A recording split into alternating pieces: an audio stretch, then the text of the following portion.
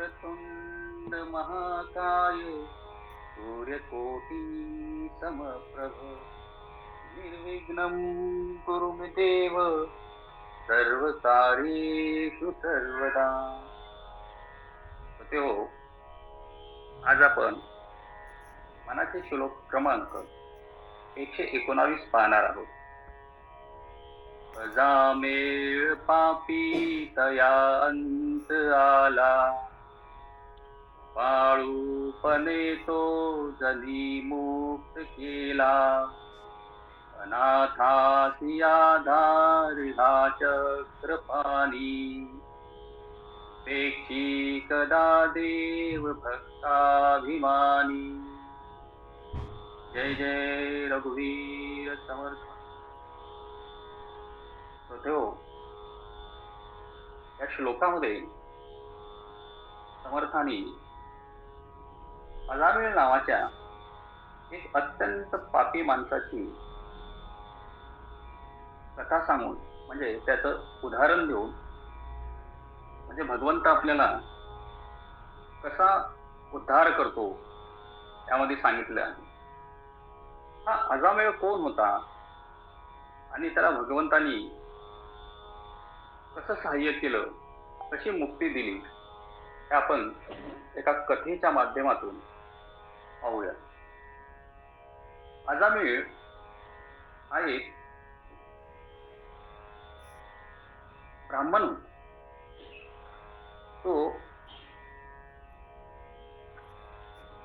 रोज आपली देवपूजा, पूजापाठ करण्यामध्ये व्यस्त असायचा आणि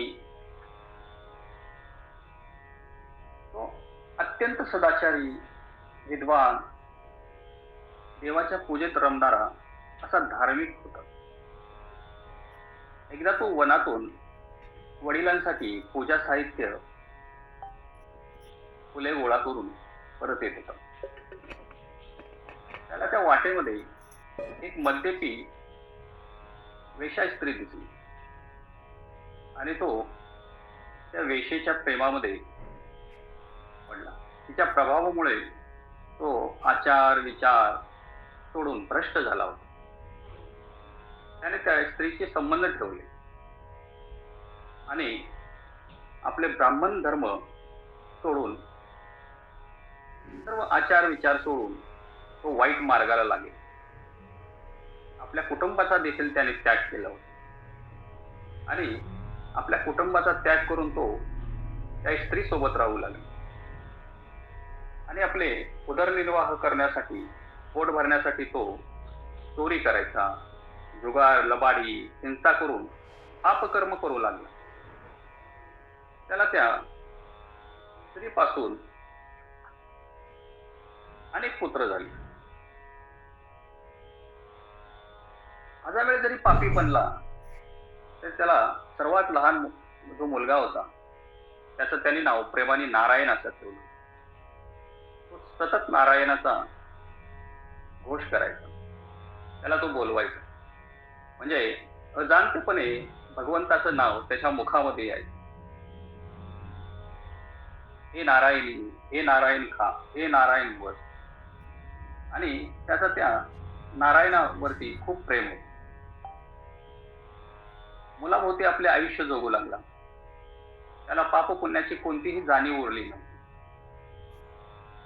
जेव्हा अजामेळाचा अंतकाळ जवळ आला, मृत्यूची वेळ जवळ आली, त्याला अत्यंत भयंकर भीती वाटेल.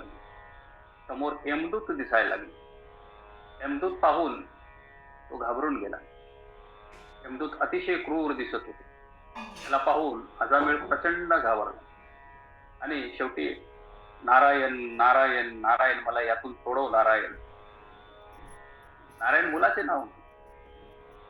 जरी अजामेळ आपल्या मुलाला बोलवत होता तरी त्याच्या मुखातून प्रत्यक्ष भगवंताचे, विष्णूचे पवित्र नाव नारायण उच्चारले गेले. भगवंताच्या नामाचा प्रभाव असा आहे की तो अर्थ न समजता जरी आपण उच्चारला तरी ते भगवंताला प्राप्त होते.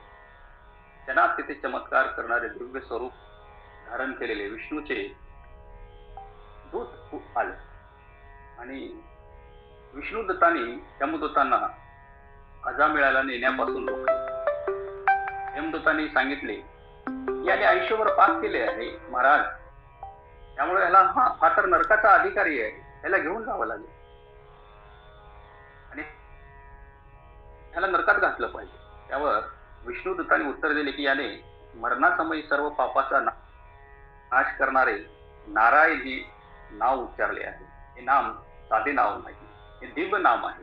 त्याच्या तोंडातून विष्णू नामाचा उच्चार झाल्यामुळे त्याचे सर्व संचित जे काही पाप झाले आहे ते पाप सर्व नष्ट झाले.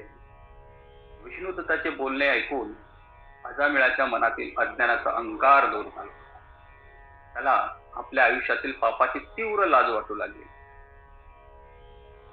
मृत्यूच्या दारातून वाचल्यावर त्याने लगेच संसाराचा त्याग केला आणि गंगा किनारी गेला. तेथे भगवंताच्या भक्तीमध्ये लीन होऊन गेला. नामस्मरण भक्ती यामध्ये आपले उर्वरित आयुष्य तो घालू लागला. काही काळानंतर त्याला पुन्हा दिव्य विष्णू दूताचे दर्शन झाले आणि तो वैकुंठाला प्राप्त झाला. हो, या भागवत कथेमध्ये आपण सर्वसाधारण याचा अर्थ जर बघितला की आपण किती जरी पापी असलो तरी आपण भगवंताचे नामस्मरण केले, भगवंताचे चिंतन केले तर भगवंत आपल्याला त्या पापातून मुक्त करतो. हा श्लोक आपल्याला जगण्याची एक नवी आशा आणि आत्मपरीक्षण करण्याची दिशा देतो. आज आपण संसारात वावरत असताना अनेक चुका करतो. जाणतेपणे अजाणतेपणे आपल्याकडून अनेक पाप होतात. या संसारामध्ये आपण संसार करीत असताना अनेक चुका होतात. आपण चिंतेमध्ये पडतो की माझा कसा उद्धार होणार या संसारातून. समर्थ आपल्याला अजामिळाचे उदाहरण देऊन धीर देतात. तू नामस्मरण कर, तू चिंतन कर, तुझे पाप धुतले जातील. हरिपाठामध्ये एक अभंग आहे. हरी उच्चारणी अनंत पाप राशी जातील लयाशी क्षण मात्रे. बरोबर, म्हणजे आपण हरीचं नाव उच्चारण जरी केलं तरी आपले जे अनंत पाप आहेत ते पाप संपून जातात. संत तुकाराम महाराज सुद्धा म्हणतात, नाम संकीर्तन साधन पै सोपे, जळतील पापे जन्मांतरी, न लगती सायास जावे वनकरा, सुखे येतो घरा नारायण. म्हणजे फक्त भगवंताचं नामस्मरण चिंतन जरी केलं तरी आपण आपल्या पापातून मुक्त होतो. हेच समर्थना त्यातून सांगायचं आहे. म्हणजे नामस्मरणाचे महत्व समर्थांनी या श्लोकातून सांगितले आहे. अजामिळाने आयुष्यभर पाप केले, पण शेवटच्या क्षणी ज्याप्रमाणे नारायण नारायण उच्चारून नामाचा आश्रय घेतला. नामस्मरणामध्ये एवढी ताकद आहे की ते आपल्या पूर्व जन्माचे आणि या जन्माचे सर्व पापे सुद्धा भस्म करून टाकते. नाम हे केवळ ओठावरून नाही तर अंतकरणातून आले पाहिजे. आपल्या मनातून आपल्या भावना त्याच्याशी ईश्वराशी जोडल्या पाहिजे. तसा प्रल्हाद अंतकरणातून ईश्वराला प्राप्त करण्यासाठी अर्थ हाक देत होते. ओम नमो भगवते वासुदेवाय. अंतकरणातून आपण भगवंताला जेव्हा साथ घालतो तेव्हाच ते खरे नामस्मरण होतं, तेव्हाच ते खरी भक्ती होते. आणि आपण कितीही मोठे असलो, श्रीमंत असलो, कुठल्याही कुळातील असलो, कुठल्याही वर्णातील असलो आणि कुठल्याही पदावर जरी असलो तरी हे सर्व इथेच ठेवावं लागतं. आपल्या सोबत काय येतं? आपण केलेली भक्ती, आपण केलेलं नामस्मरण हेच आपल्या सोबत येतं. आणि आपण भगवंताला शरण गेलं पाहिजे. जोपर्यंत आपण स्वतःच्या शक्तीवर गर्व करतो ना तोपर्यंत देव लांब राहतो.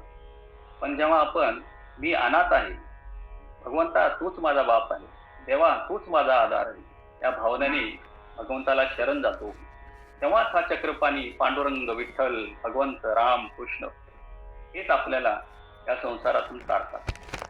द्रौपदीने जोपर्यंत स्वतःचे बळ होते ना तोपर्यंत ती स्वतः लढत होती आणि स्वतःची ताकद संपल्यानंतर तिने ईश्वराला आर्त हाक दिली, गोविंदा गोपाला कृष्णा भगवंता वाचव, तू सहाय्य कर. तेव्हा भगवंत लगेच धावून आले. अजामिळाच्या हाकेमध्ये मृत्यूचे भय होते आणि अत्यंत आगतिकता होती. आपल्या भक्तीमध्ये जेव्हा अशी तळमळ निर्माण होते ना तेव्हा भगवंत आपली उपेक्षा कधीच करत नाही. तो जगाचा मालक असला तरी भक्ताचा कैवारी आहे. म्हणून आपण नामस्मरण केले पाहिजे, भगवंताला शरण गेले पाहिजे. आजची जी रोजची धकाधक आयुष्यात आहे त्यातून आपण थोडा वेळ काढलाच पाहिजे, नामस्मरण केले पाहिजे. म्हणतात ना देव अत्यंत कृपाळू आहे, तो आपल्या चुका पदरात घेतो आणि भगवंताला कितीही अडचणी येऊ दे त्या अडचणीतून सोडवतो. हेच या श्लोकातून समर्थांना सांगायचे आहे. गजामेळ पापी तया अंत आला, कृपाळूपणे तो जनी मुक्त केला. अनाथासी आधारी हा चक्रपाणी, उपेक्षी कदा देव भक्ताभिमानी. जय जय रघुवीर समर्थ. कुंडलिका वरदे हरी विठ्ठल पंढरीनाथ भगवान.